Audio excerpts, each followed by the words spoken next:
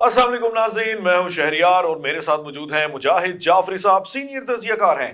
नाज़रीन, भारत में हमने देखा कॉकरोच पार्टी ने जैसे ही अलगार की, मोदी को साम सूंघ गया, मोदी का एक अहम विकेट गिर गई, एक अहम वजीर तालीम को इस्तीफे का ऐलान करना पड़ गया, जिसके बाद एक फातिहाना प्रेस कॉन्फ्रेंस सामने आई जिसमें कॉकरोच पार्टी से लेकर तलबा तंजीमों के नुमाइंदे मौजूद थे और उन्होंने ऐलान किया कि विकेट तो गिर गई है, लेकिन अभी पार्टी शुरू हुई है। इसका मतलब यह है कि मोदी सरकार के गिर्द घेरा तंग होना शुरू हो गया है। लिबरल तबके, पढ़ा लिखा तबका जो है वो मैदान में उतर आया है और यूं लग रहा है मोदी की जो टाइम टाइम चलती रहती थी, जो हर वक्त वो एक राग लापते रहते थे, अब वो उसकी छुट्टी का वक्त आ रहा है। अब मोदी को बचने की जगह नहीं मिल रही। लेकिन एक खुशाइन खबर यह है कि फ्यूल प्राइसेस के हवाले से, फ्यूल मैकेनिज्म के हवाले से जो एजुटेशन चल रही थी, अब वो भी तूल पकड़ने लगी है।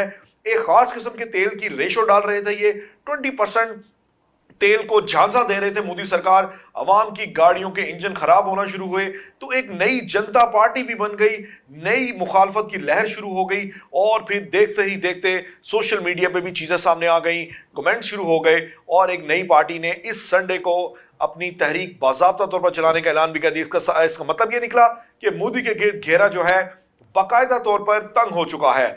इसी साथ सूरत हाल पर बात करेंगे जाफरी साहब से और ये जानने की कोशिश करेंगे कि मोदी सरकार के कितने दिन बचे हैं। जी जाफरी साहब, कैसे हैं आप? सर, उस मालिक का एहसान है जो मजलूमों को इंसाफ दिलाता है। जाफरी साहब, हमने देखा कि कॉकरोचों ने तो ये अलगार कर दी। मोदी की ऐसी की तैसी कभी जिंदगी में नहीं हुई थी, क्योंकि ये 10 साल से 8 साल से एक सोलो फ्लाइट के चक्कर में था, कोई रोकने वाला नहीं था। तो इस कामयाबी के बाद अब जो नई पार्टी का अनाउंसमेंट हुई है, पहले तो इसका सियाको सबाक बताएं, ये फ्यूल में रद्दोबदल हो क्या रहा था? सर, ये सबसे पहले तो एक नई पार्टी बन गई, जैसे सीजेपी बनी। सीजेपी के बाद ये बिल्कुल उसी तरह E20 जनता पार्टी, हाँ, यानी कि एथेनॉल 20% जनता पार्टी। असल चक्कर ये है कि मोदी गवर्नमेंट, आपको पता ही है, पढ़े लिखे तो है नहीं, जाहिलों का टोला इकट्ठा हुआ है। भाजपा में जाहिलों का टोला, जो मिनिस्टर लगाया है ना अभी उन्होंने एजुकेशन का, वो उससे बड़ा नाला है, वो भी भाजपा का ही है। वो उतना ही ज्यादा, ये लोग इन्होंने जब से आए ना सर, भाजपा वाले, जी मंदिर ये लूट के खा गए, सरकार ये लूट के खा गए। इन्होंने कोई जगह मुनाफरत को फरोग दिया और भारत को जो शाइनिंग इंडिया होती थी, सर फरोग दिया तो करोड़ों रुपए का, 70 करोड़ रुपए का सोना जो है वहां से गायब हुआ, खा पी गई वो, बिल्कुल खा ना, यही गवर्नमेंट खा गई ना उनके जितने। और आप पेपर लीक, आज फिर इंडिया में गुजरात में 3rd ईयर का पेपर लीक हो गया। आज जो पेपर था, उनके इम्तिहान हो रहे थे बच्चों के, उनके अपोजिशन लीडर ने आज प्रेस कॉन्फ्रेंस की है, बहुत बड़ी। उन्होंने बताया कि बच्चों के बड़े पेपर हो रहे थे और एन पेपर वाले दिन गुजरात यानी मोदी के घर में फिर पेपर लीक हो गया। फिर उसने बताया कि जहां जहां बीजेपी की गवर्नमेंट है वहां पेपर लीकेज है। तो ये बड़ा उन्होंने, तो इसका मतलब ये हुआ कि एक तो मोदी सरकार ने जो विश्व गुरु का जो एक लिबादा उड़ा हुआ था, पहले उसकी धज्जियां उड़ी, अब करप्शन चार्जेस सामने आ गए और अब सबसे बड़ी बात अवाम सामने आ गई। तो ये तो कहानी खत्म होती नजर आ रही है। सर, बात ये है कि ये कहानी अभी खत्म नहीं हुई है, ये कहानी शुरू हुई है। ये जो E20 जनता पार्टी बनी है, ये E20 जनता पार्टी ने संडे वाले दिन दिल्ली के ही, जैसे जंतर मंतर था ना, वो मंतर जंतर होगा, हाँ मंतर जंतर होगा, वो कोई टाउन हॉल है वहाँ पे, वहाँ उन्होंने इकट्ठे होना है। दिल्ली के रेड जोन का ही करीबी इलाका होगा, वहाँ पे जाके एहतजाज रिकॉर्ड करेंगे। अंदर ही उन्होंने कहा हम एहतजाज रिकॉर्ड करवाएंगे। हजारों लोग वहाँ आने को तैयार हैं। ये वो लोग हैं जिनकी गाड़ियां खराब हो रही हैं। अच्छा, मुझे ये बताएं हमारे नाजरीन को आसान अल्फाज में कि ये बंदरबांट फ्यूल की मद में हो कैसे रही थी? 80% क्या क्रूड था, खाम जो जेन्युइन फ्यूल होता है, और 20% एथेनॉल था, जो होता है ना, एथेनॉल फ्यूल होता है। नहीं, वो मेरा ये है कि ये करप्शन के इन्होंने जवाज कैसे निकाले? सर, जवाज नहीं है, ये लोगों को धोखा देने का तरीका था जो गवर्नमेंट ने उनकी इख्तियार किया था। पेट्रोल फर्ज कर रहे हैं 100 रुपए लीटर है जी, अगर आप उसमें 10% एथेनॉल डालते हैं ना, मिक्सिंग कर लिटिल बेईमानी के साथ, तो शायद गाड़ियां चल जाए, हल्की हल्की मिक्सिंग भी करें, इंजन को थोड़ा आहिस्ता आहिस्ता नुकसान हो। इन्होंने कहा जी अगर आप 20% एथेनॉल डालेंगे ना तो आपको पेट्रोल मिलेगा 60 रुपए लीटर। सही है, स्टंट मारा बेसिकली अपनी आवाम के नजरों में, स्टंट मारा। और फिर 3 कंपनियों से प्रेस कॉन्फ्रेंस भी कराई, 6 को दावत दी कि इससे कुछ नहीं होता। उनकी मिनिस्ट्री ने, पेट्रोलियम मिनिस्ट्री ने 6 गाड़ी बनाने वाली कंपनियों को दावत दी। 3 जो मल्टीनेशनल कंपनियां थी उन्होंने हाथ जोड़ दिए मोदी साहब के, हम नहीं कर सकते। 3 कंपनियों से उन्होंने करवा दी, तो वो 3 कंपनियां फंस गई हैं। ठीक है, क्योंकि ये गाड़ियां एथेनॉल के लिए बनी नहीं हुई, लोगों की गाड़ियां खराब हो रही हैं वहां पे, और वो अपने अवाम को धोखा दे रहे हैं। इसी बात पर वो दोबारा खड़े हो रहे हैं। और वहाँ जो है मेरा ख्याल है कि जैसे ही इधर आए, तो क्या आपका ख्याल है ये जो जेन जी घूम रही थी गाड़ियों के बगैर वाली है, सारे गाड़ियां लेने तो सारो जड़ा जड़ा गड्डी वाला है ना, और वो उस पार्टी के साथ। तो वहाँ एक बारी बारी ना, मैं समझाना, बूढ़ा आदमी होता है ना, तो उसके दांत गिरते हैं, एक दांत गिर जाए ना तो साथ वाला हिलना शुरू हो जाता है। अब उनकी पेट्रोलियम मिनिस्ट्री का दांत हिलना शुरू हो गया। अकड़दाल इनकी पहले ही गिर गई हुई है, अकड़दाल तो पहले ही गिर गई है, अकड़दाल तो ठीक है। तो एक दांत जो इनका सामने वाला दांत था बीजेपी का, वो निकल गया है। ओके, उसके साथ वाला दांत, ये जो पेट्रोलियम मिनिस्ट्री है, आइए आप, ये हरदीप सिंह पुरी साहब जो इनके मिनिस्टर हैं पेट्रोलियम के, जी जी, ये वो बंदे हैं जिनका ताल्लुक डायरेक्ट एप्स्टीन फाइल से है।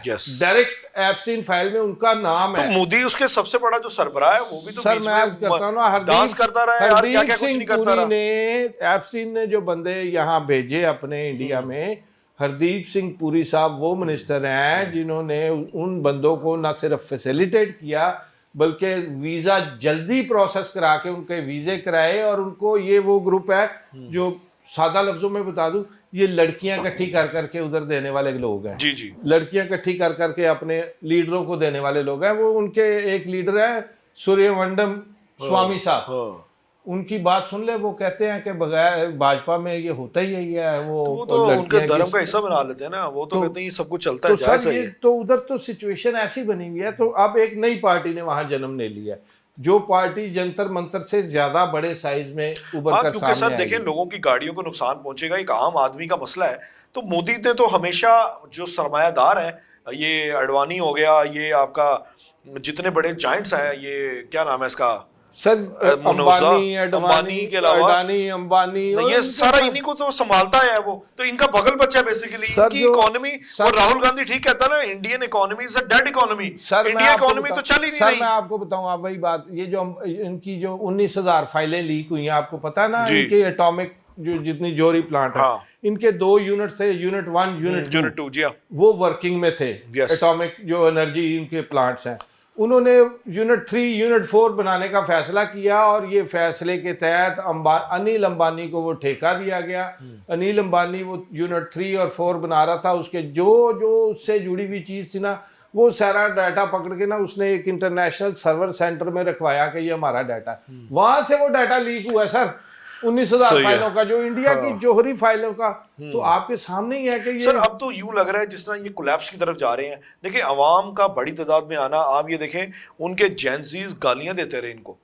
ये पहली दफा हुआ है कि विश्व गुरु को गालियां पड़ी हैं। विश्व गुरु जो है ना, वो शिशु गुरु बन गया। शिशु कहते हैं बच्चे को, तो वो शिशु गुरु बन गया। उसने जो अपना इंस्टाग्राम पे मैसेज छोड़ा था ना, फ्रेंड्स, बच्चों ने क्या उसकी मीम्स बनाई सर, वो जो उसने फ्रेम बनाया मोबाइल का, उसको इतनी तमीज नहीं है कि मोबाइल को इतना करीब नहीं रखना। सर, ये तो आप कह रहे हैं ना, इतने बच्चों ने मीम्स बनाई हैं कि मोदी अंकल फोन ऐसे पकड़ते हैं, किसी ने उसकी आंख ऐसी मीम्स बनाई हैं। उस पॉजेस बहुत लंबे थे क्योंकि मोदी साहब प्रॉम्प्टर के बगैर तो पढ़ ही नहीं सकता। अल्लाह आपका भला करे। तो अब वो बच्चे क्या कर रहे हैं, कॉपी पे लिखा है, वो फ्रेंड्स बोला, फिर बाल बना रहा, फलां खाना खा लिया, फिर उसका और ऐसी खूबसूरत मीम्स है कि हम पाकिस्तानी देख रहे हैं, हम भी हंस रहे हैं कि यार ये क्रिएटिविटी भारतीयों में पहले नहीं थी। बहुत क्रिएटिव मीम्स है, प्राइम मिनिस्टर के खिलाफ वो इस्तेमाल कर रहे हैं। सर, एक चाय बेचने वाला लड़का जिसकी अपनी फैमिली नहीं है, मॉरलेस आदमी है, जो गुजरात में का कसाई कहलवाता है, और जिसको ह्यूमैनिटी का नहीं पता, ह्यूमन ग्राउंड का नहीं पता, आप उससे उम्मीद रख सकते हैं कि वो किसी से मुखातिब होना भी जानता होगा? सर, पहली बात तो ये है कि चाय बेचने वाला कोई मोतरज होने की बात नहीं है सर। लेकिन बात यह है, देखिए मेरी बात समझे जाफरी साहब, एक बंदा चाय बेचता है ना, और यार कुछ तो डेवलप करता अपने आप को, उस चाय कल्चर से बाहर नहीं निकला। ये मैं कह रहा हूं सर, हमारा प्राइम मिनिस्टर जुतियां दी दुकान का सेल्समैन रहा था, लेकिन उन्होंने अपने आप को डेवलप किया ना, तरक्की याफ्ता बना। मैं यही कह रहा हूं कि इसका माइंडसेट चाय की चैनक से बाहर नहीं निकल पा रहा। बिल्कुल दुरुस्त फरमा रहे हैं आप।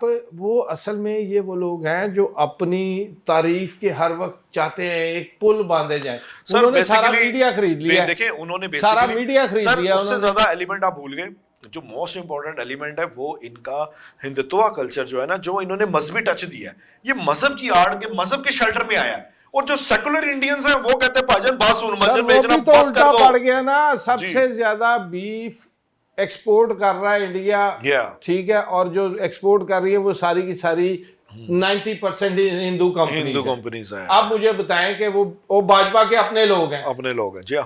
सर ये सारी नफरत फैलाते हैं वो वोट लेने के लिए, लेकिन अब उनकी ये कोशिश जो है ना जेन जी ने तो कर दी, खलास कर दिया। अब ये जेन एक्स जो है गाड़ियां वो इस्तेमाल कर रहे हैं ना जो इस टाइम है, जेन एक्स और जेन जी दोनों ही है। ताड़ी मेरी बारी, मतलब जेन जी भी प्यो दी गड्डी ते निकले नहीं। हाँ जी, तो फिर बात ये है कि वो अब जेन एक्स ने पांव डाला, अब घेरा डलेगा, बेसिकली ऐसा घेरा डलेगा कि मोदी को भागने का मौका नहीं मिलने वाला। मुझे मेरा ख्याल है कि वो कहता है कि वो मैंने सुना है एक दो कि मोदी साहब भागने का टाइम है, अभी है, बाद में नहीं मिलेगा, बाद में नहीं मिलेगा मोदी साहब। फ्रेंड्स, हाँ नहीं फ्रेंड्स नहीं रहेंगे, फिर अब नए ट्रेंड्स चलेंगे। गुड लाइक जावेद साहब, आपने बिल्कुल दुरुस्त कह दिया। मसला यह है कि मोदी के देश में बहुत कुछ खराब हो रहा है। एक ऐसा धर्म के नाम पे अपना मंजन बेचने वाला जो अपने माइंडसेट से बाहर नहीं निकल पाया और अपने आप को विश्व गुरु कहते कहते इंसानियत का खून पीने लगा, आज उसकी सूरत हाल ये है कि एक फ्रेंड्स का मैसेज देता है, फ्रेंड्स के से अपनी वीडियो का आगाज करता है तो फ्रेंड्स के जुमले पर उसको गालियां पड़ती हैं। ये है अंजाम मोदी का जो पूरी दुनिया देखने को बेताब है।